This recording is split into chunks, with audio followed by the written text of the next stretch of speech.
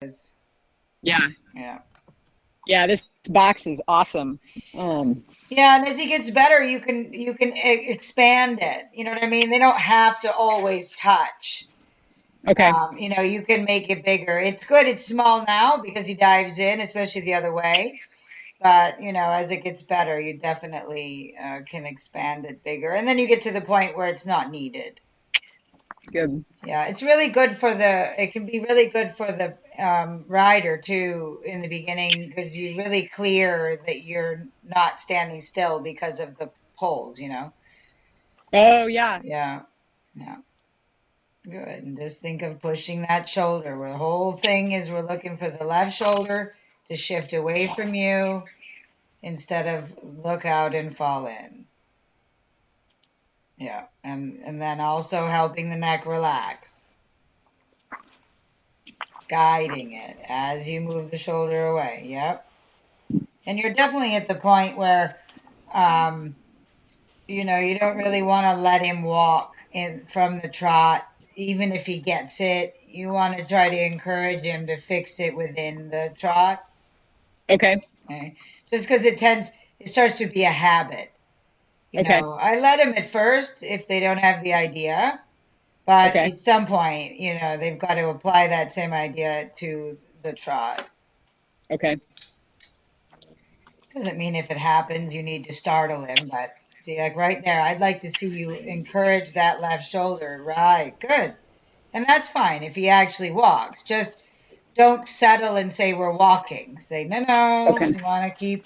And then if he goes back to rushing and looking out and falling in, half halt. Okay. So, you're going to visit a lot of your different tools all in within a circle. See, I'd half halt that. That's just him Yeah. running. Right. Yeah. Then when he pauses, that's your chance to affect him. No, half halt. Don't let him rush. Yes, and then push the shoulder. Exactly. See, in the past, he would have walked half halt again, and we would have let him. Yeah, but now we need him to figure it out in the trot. Okay. Yeah. Keep half halt if he rushes. When it pauses, that's your chance to push the shoulder. And if it rushes instead of moves over, then you half halt again. Yeah, like that.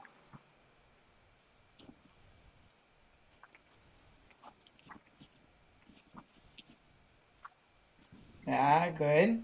And once the inside shoulder doesn't fall into you and rush, then you can start to think about the rib cage, the middle. Yeah, and that's all right. He's not rushing, but he's still falling in. So that's better than falling in and rushing. But Yeah. it's the same thing. If the neck is inverted, he's falling in. Nice.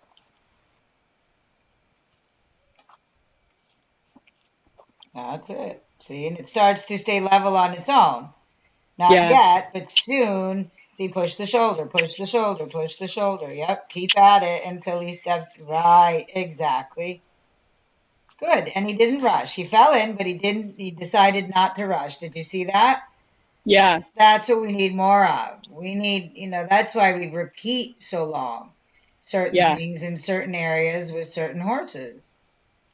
Yeah, because it has to be ingrained that he's taking care of that before you can move on to anything else. Okay. You gave me the pretty view today. Yeah.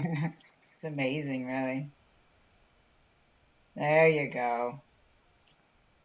Yeah, and then you get to where you can skip the half halt because he's not deciding to run, and you can just keep working on that inside shoulder moving away from you as he turns. Yeah. So, Kim, as I'm holding him, is there a point? I mean, he's just constantly kind of pulling, and I know that we've got the exercise of going to the rail to get him kind of off my hand, Hmm. like feeling soft. But right now, you know, I feel soft like a tiny bit, but pretty much I'm keeping pressure on his nose, right? Well, Um, it's more he needs you to lengthen the outside so that for him. So that means that mhm, you're going to need more pressure in the hand than if he was mhm. taking care of that on his own. Are you Got with it. me? Got it. Yeah. So, and I just had this conversation with another student. There's a difference between the horse being heavy and the Hmm. horse being connected and you're helping them change something. Right. Right. Okay. So when they turn the head, could let him walk a minute. When they turn the head and lean on you like he used to, basically you were making him turn. He wasn't turning himself, right? Right. Right. That's when we couldn't keep doing that because you're doing Hmm. it. He's not doing it. So that's when we go to the rail, we drop him, we push, we say, hey, you've got to come around. Okay. Once the horse is what I call scribing the circle, you know what I mean? Like that old compass in math. You're the point, he's the pencil. Yeah. Before, the pencil wasn't anywhere near the circle. That's why you had to put him on the rail. Now it Yeah. is. Okay, so now the pencil's going around, but you needed to come a little bit closer. Very nice. A little bit closer to you. The problem for the horse when we do that is their nature is to fall in. It's just that way it is. It's their nature. You'd say turn, they fall in. It just doesn't work to be ridden or to turn.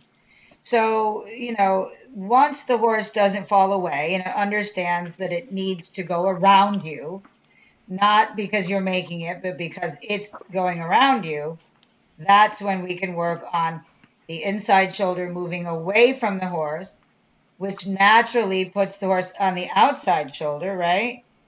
Okay. And then Right. your steady pressure lengthens his body so he does that, so that he knows how to do it.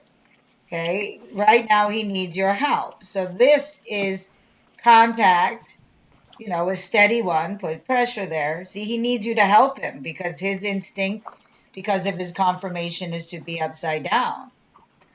So heavy is the horse leaning, like the first scenario we just talked about. Okay, Yeah. this is a steady contact that you're helping the horse change.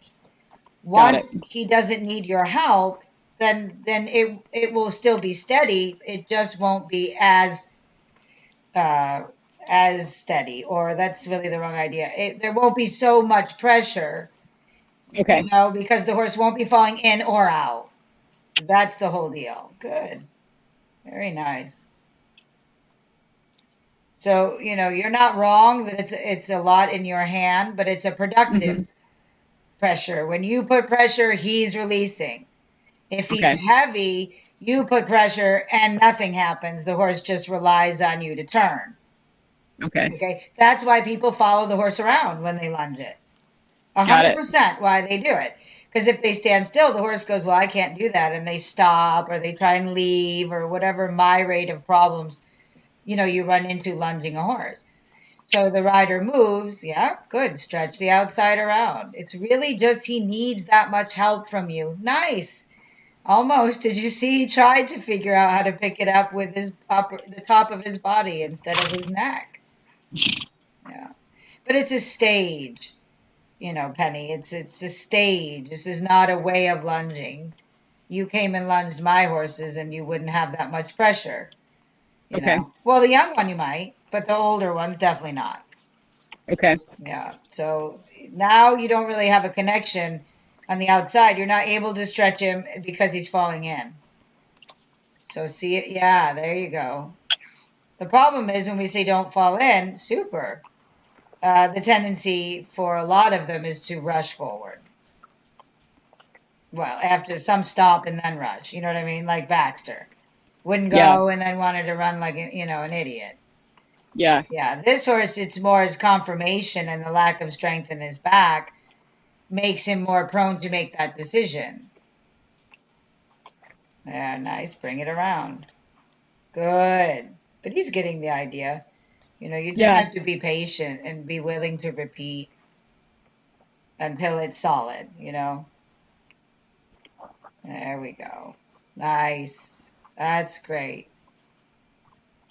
And then once you feel like it's pretty consistent, he's not so up and down, you would start just giving little tugs on the line to get him to soften and Okay. stay in that position but you're not there yet because he's still, see how he's still in and out? He gets Yeah. it and then he loses it. He gets it. So you just have to keep doing this and helping him. The exercise, clearly works. It's progressing. but you just have to keep helping him get there until he's not so inconsistent. Okay. But really, today the rhythm is a lot better after that initial rushing, and you Yeah. corrected him. He's not really doing that. He's coming up in his neck, but he's not deciding to run. And Yeah. that's super.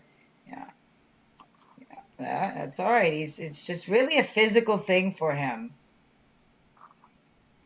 He would